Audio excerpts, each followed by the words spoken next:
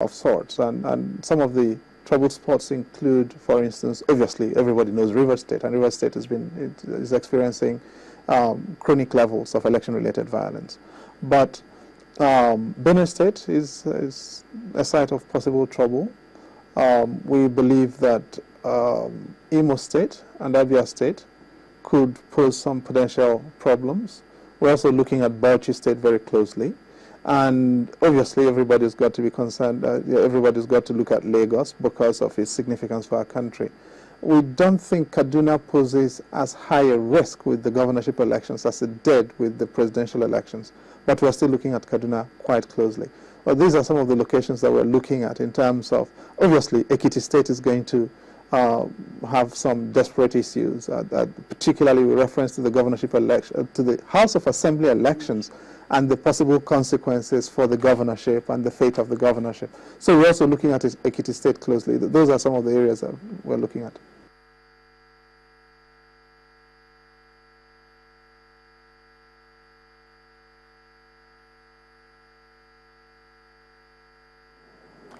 Also, there you have Professor Chidi Odenkalu, Chairman of the National Human Rights Commission, speaking about some of the flashpoints that we highlighted. Yes, this one's earlier in the opening, just now.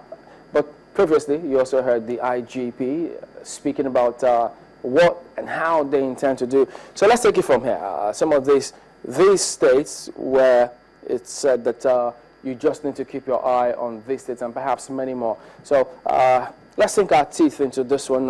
Ladies and gentlemen, thank you for coming on this evening. Thank you so much. Let me start with you, Mrs. Beniti, about areas concerns that have been raised about these elections. I do remember I was going through the presidential one, and many were pleasantly surprised the way it turned out. Except, of course, that there were those who were celebrating, and unfortunately, they lost their lives with that one. But about the states that have been highlighted here as where we need to keep our eye, do you have any concerns? Well, I have a lot of concern, especially for Lagos and Rivers State. And, of course, Ekiti has been boiling a little bit. We have a bit of concerns for these states, but at least the President Goodluck Jonathan has shown an example of character, of what it means to lose an election and to move on and wait for handing over the baton. I have a sense that as a people, the society needs to understand that violence is not for the benefit of anyone. Because violence is not going to rebuild. If we decide to destroy each other and destroy the land, what are we going to build upon? And so this region, and especially for Benue, I'm quite surprised, but recently, of course, I had a phone call from Benue that there's a high tussle between the two states, APC and PDP, and I was quite shocked because I was asking my fellow gentleman over there, so why is that happening? He said, there's a lot of money being pumped in. And I said, for what? Why are this has never happened. Benue people are the gentle people, quiet, they accept whatever happens, but this election is a different ballgame. People are desperate for whatever reasons, and I'm worried about that desperation. And for me, when desperation gets to this height, it speaks about us as a people, that our values for human life and values for a nation is not ingrained yet. So we are still struggling with issues of philosophy and worldview. Because why should there be even violence in Lagos? Whoever wants to win the election, let it be the people's rights. So a lot of things have been happening, and I'm asking myself, how did Nigeria get here? And I think it's because of a lot of exposure, media exposure. People have become more knowledgeable, and unfortunately, the knowledge base in which they're receiving is not based on facts. I mean, I was speaking to a lawyer at the back room, and we're talking about the issues of constitution.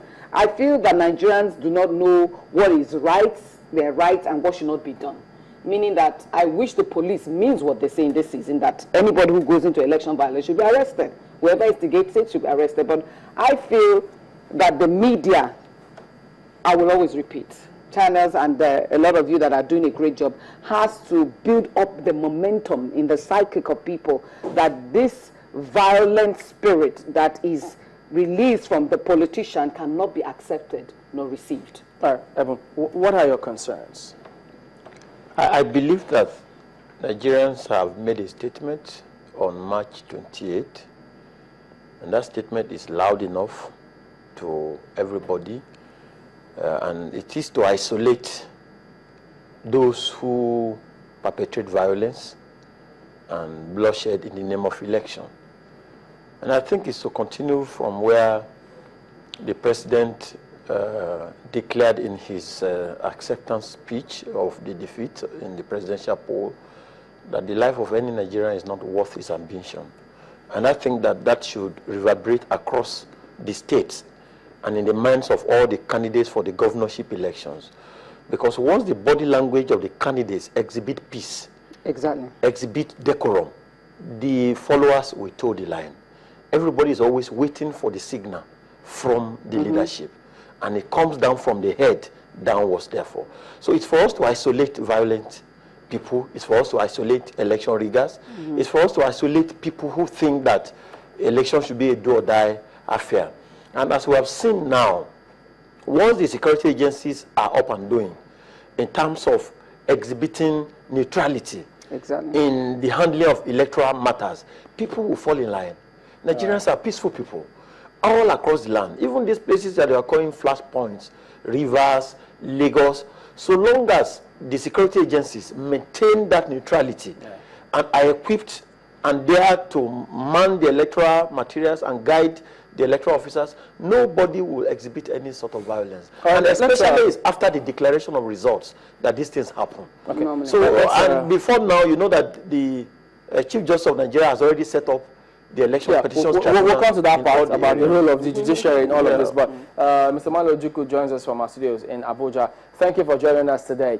Now, with respect to what the police is doing, well, give us a background to all of this. This is just the, what's the figure that the police authorities are deploying now to ensure that states get adequate coverage? Now that we're talking about some states that may require extra attention, how is the police approaching that?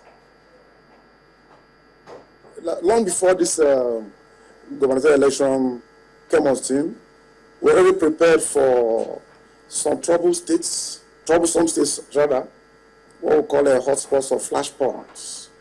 And we made adequate arrangements well ahead of time to deploy men and materials to provide safety and security in those areas.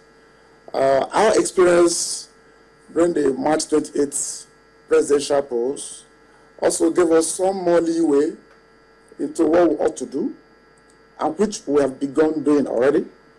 We are sending enough men and materials to those states. We will not put fingers on a particular number of men, but we're having adequate manpower, adequate logistics. The motivation is high, the morale is high.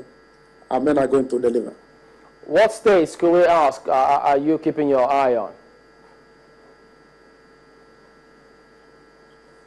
Can you hear me? What states is the force keeping the eye on? I think we seem to have lost him there, but we'll take a quick break now, and then we'll be back and continue our focus on avoiding election violence. Join us again.